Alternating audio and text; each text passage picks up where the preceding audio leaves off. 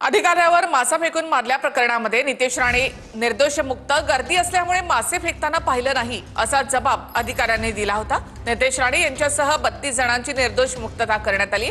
2017 मधील अधिकाऱ्याला मासा फेकून मारल्याचं हे प्रकरण आहे।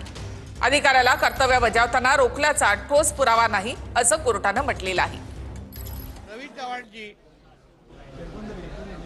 यांनी प्रत्येक मंत्र्याला जनता दरबार घेण्याचे आदेश आणि परिपत्रक काढलेलं होतं।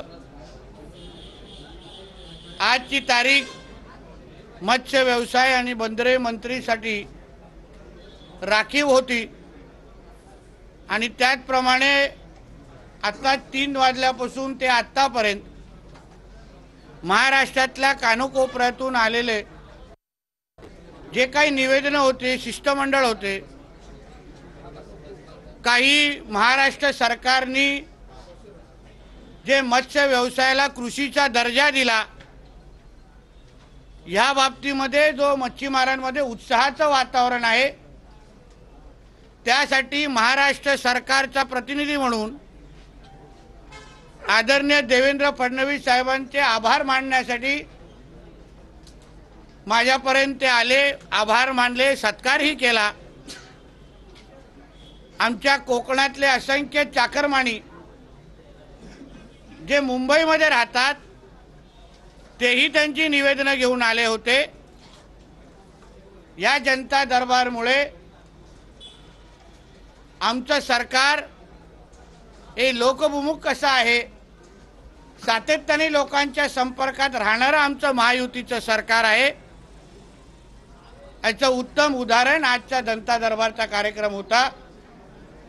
मी माझे प्रदेश अध्यक्ष आदरणीय बावनकुळे साहेब, मुख्यमंत्री आदरणीय देवेंद्र फडणवीस जी, कार्यकारी अध्यक्ष आदरणीय रवींद्र चव्हाण साहेब आणि भारतीय जनता पक्षाच्या सर्वच वरिष्ठ पदाधिकाऱ्यांचे मनापासून आभार मानतो की मत्स्य व्यवसाय आणि बंदर मंत्री म्हणून मला त्यांनी ही संधी दिली आणि त्यासाठी असंख्य लोकांचे प्रश्न आणि मी सेवा करू शकलो। धन्यवाद। मागच्या काही काळामध्ये तुम्ही रोहिंग्यांच्या संदर्भात रोख भूमिका घेतली, बांगलादेशींच्या विरोधात रोख भूमिका घेत आहे, पण तुमच्या सरकारमधील कृषी मंत्री विविध जाहीर वक्तव्य करतायत जे शेतकऱ्यांच्या विरोधात दिसतात। एकंदरीत त्यांची वक्तव्य महायुतीमध्ये बेबनाव दिसत नाही का? एकंदरीत एक लक्षात घ्या, त्या संदर्भात आदरणीय अजितदादा पवारांचं मी स्वतः वक्तव्य ऐकलेलं होतं। माननीय कोकाटेजी हे त्यांच्या पक्षाचे आमदार आहेत आणि म्हणून आदरणीय अजितदादा पवार त्या बाबतीमध्ये निश्चित पद्धतीने त्यांच्याशी बोलतील, चर्चा करतील असा माझा ठाम विश्वास आहे। तुम्ही 2017 साली जे प्रकरण झालं होतं मासे फेकून, त्यामध्ये तुम्हाला दिलासा मिळालेला आहे, तुमची काय प्रतिक्रिया? अतिशय समाधानी आहे। मी माननीय न्यायालयाचे आभार मानतो की त्यांनी आम्हाला न्याय दिला। शेवटी ते आंदोलन आम्ही पारंपरिक मच्छीमारांच्या हितासाठी केलेलं होतं। माझ्या घरात कोण मच्छी देत नाही म्हणून मी ते आंदोलन केलेलं नव्हतं। पारंपरिक मच्छीमारांवर सातत्याने होणारा अन्याय त्याविरुद्ध आम्ही आवाज उचललेला आणि माननीय न्यायालयाने आमच्या सगळ्या बाबी ऐकून घेतल्या आणि आम्हाला जो न्याय दिला त्यासाठी मी त्यांचं मनापासून आभार मानतो।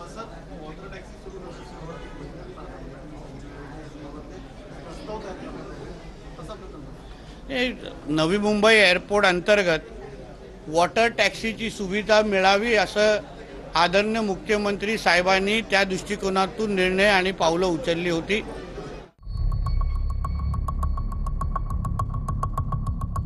अधिकाऱ्यांचा जबाब, नितेश राणेंची निर्दोष मुक्तता।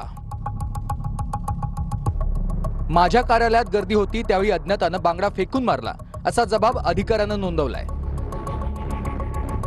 माझ्या टेबलावर बांगड्यानं भरलेली टोपली कुणी फेकली ओळखता येणार नाही असं अधिकाऱ्यानं म्हटलंय। या घटनेचा व्हिडिओ पुरावा म्हणून खटल्यावेळी समोर आणण्यात आला नाही। गुन्हा कुणी केला हे माहीत नाही असं अधिकाऱ्यासह 4 इतर फिर्यादींनी कोर्टात सांगितलंय। गोंधळामुळे शिवीगाळ ऐकू आली नसल्याचंही साक्षीदारांनी म्हटलंय। तपास अधिकाऱ्यांनी आरोपीची ओळख परेड केली नाही असं कोर्टानं नमूद केलंय।